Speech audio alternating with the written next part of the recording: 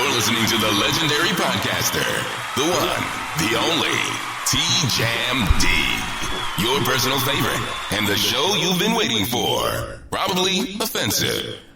Welcome to Probably Offensive. I am your host, Anthony Scott Dover. And before I even give the COVID update, I want to say those of you who, if there's anybody out there who's just been listening to this podcast regularly, I'm sorry that I have not put out an episode once a week like I usually do. I usually put out one episode a week. There's been a couple of weeks that I've skipped here, for no particular reason, just life in general, just different things, been busy. But I'm going to try to be consistently putting out at least one episode per week. So I don't know if I have any loyal listeners outside of myself. I usually proof listen to these shows after it's done, but there's no particular reason I haven't put out one episode every week. But that's what I'm gonna try to do to maintain until I get a co-host, which I keep threatening to get a co-host. But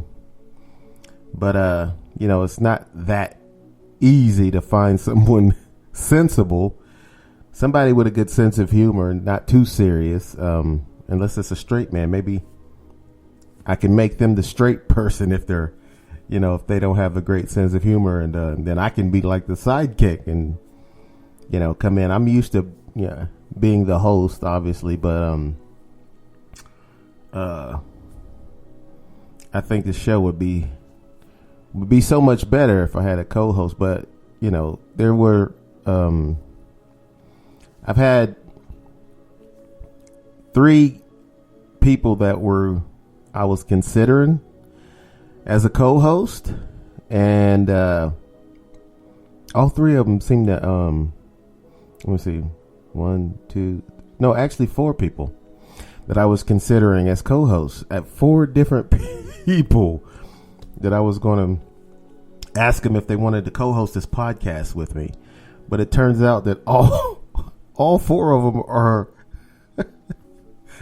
are big conspiracy theorists, big ones too, not just some small, they believe in a little bit, but they are major conspiracy theorists. I mean, flat earthers.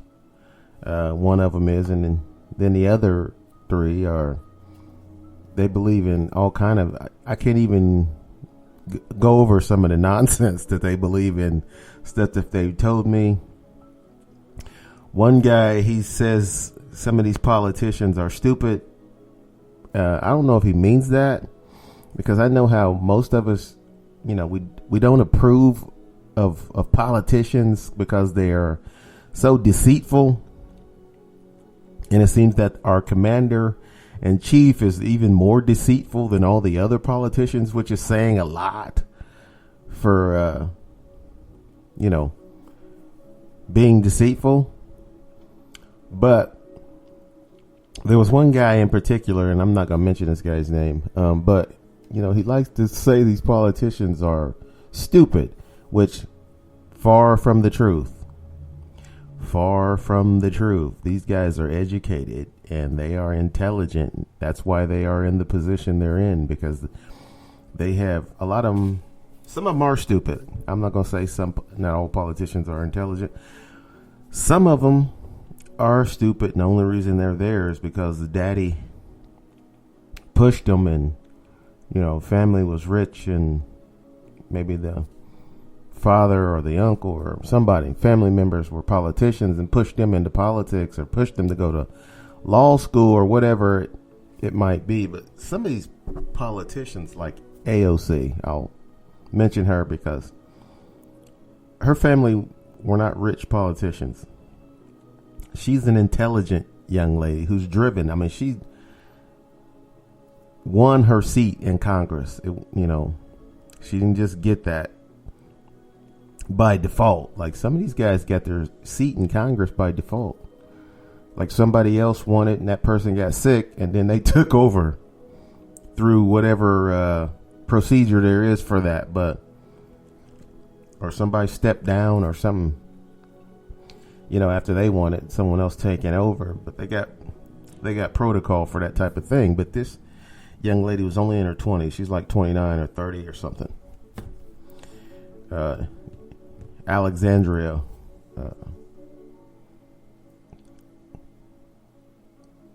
I can't even remember the correct pronunciation of her middle name, but Cortez is the last name. But anyway, she's intelligent, educated, and she does her research on everything she talks about. So she's not going to come to the table talking about something when she has no idea what she's talking about. So anyone who calls her stupid, you're stupid for thinking she's stupid, because this young lady's not stupid. She's intelligent. Okay? She's done her research a lot more than you have. So anyway, I digress. Just pointing out something, and I've heard from one of the people who I was going to ask to become a contributor, which I still might ask. I still might get some of these people in to interview. Mind you, they'll be working for free because I'm not getting paid on this podcast. I'm just doing it because this is what I wanted to do. Okay, so that's another issue. Is I had a cousin who went to a studio, and he's pretty good producer, or he would be. I can't really call him a producer because he's produced nothing but mixing other people's music and calling it his own. But he's a musical genius, but he's an idiot in every other aspect of life. And he's a conspiracy theorist. So I was going to ask him to be a co-host on this podcast, but he's such a conspiracy theorist that I couldn't do it. I didn't feel comfortable doing it. Plus that there was one time he went to a studio. He laid down some beats for these guys in the studio, and then he demanded money for his beats. And I'm thinking, dude, would you please try to get your foot in the door first? Let them have the beats for free, man, just to show them what you could do. He demanded money like he's Timberland or something. You're a nobody, dude. You're not getting anything. So I gotta find someone who's willing to come do the podcast for free. And then it's got to be someone who's not a nut job. I don't have to argue with them every time we do the podcast about the ridiculous conspiracy theory that comes up that they're going to. I don't mind arguing with people about conspiracy theories every now and then, but I don't want to do it every show. So when I get a co-host, we're going to start doing shows more often, like more than one. I do this once a week by myself. You know what I'm saying? I could do that. But once we get a co-host, we are going to start doing this show.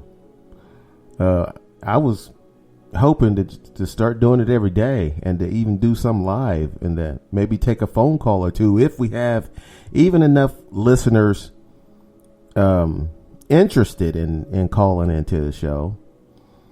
I may even let them, call in, but that's down the line. That's not right now. I'm just thinking about trying to find somebody who will really come to my studio, do the show for free, and hope that maybe something comes down the line after we get established as a podcast, and if we gain any popularity whatsoever, then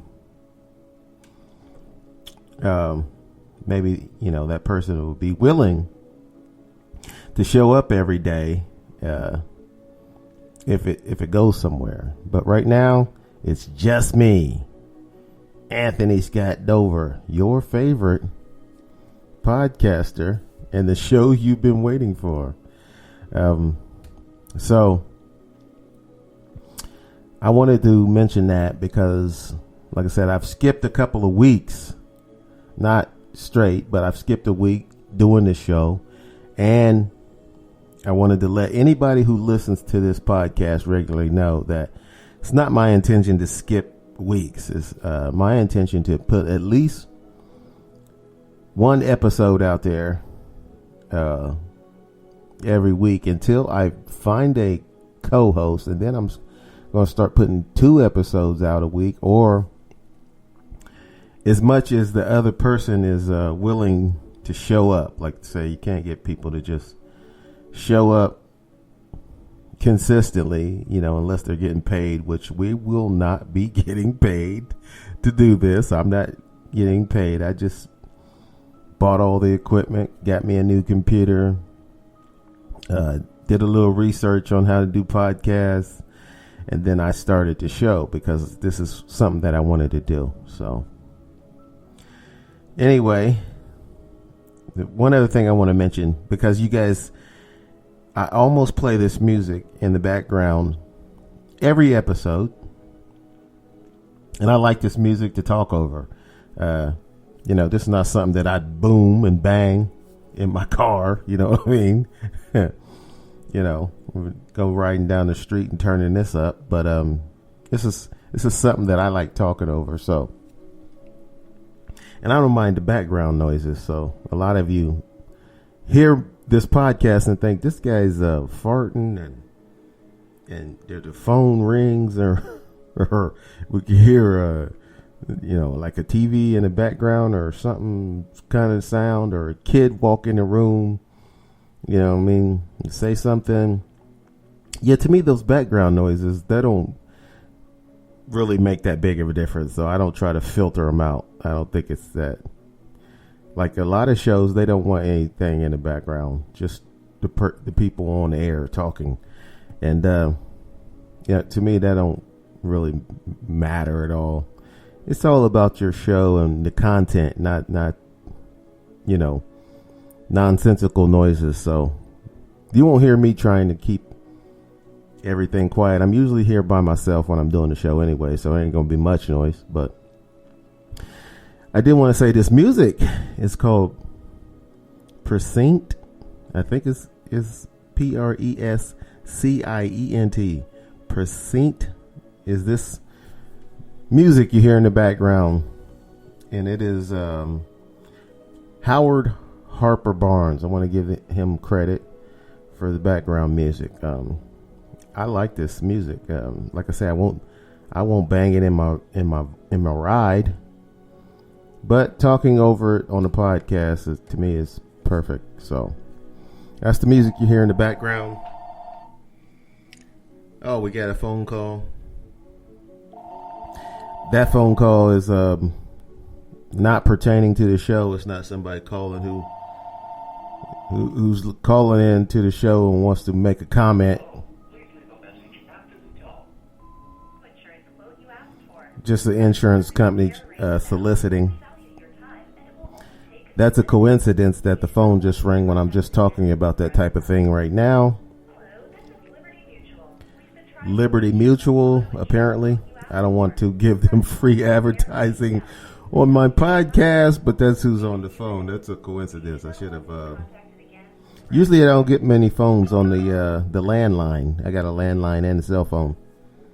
I was going to use that landline for the show after it gets popular. One of these days this show will get popular if I continue to do it, I think. That's not today. But anyway, that's what you heard there. I don't know if it's a telemarketer, like a insurance company calling soliciting. Yeah, I might want to shut that phone off until I know who's calling and what for.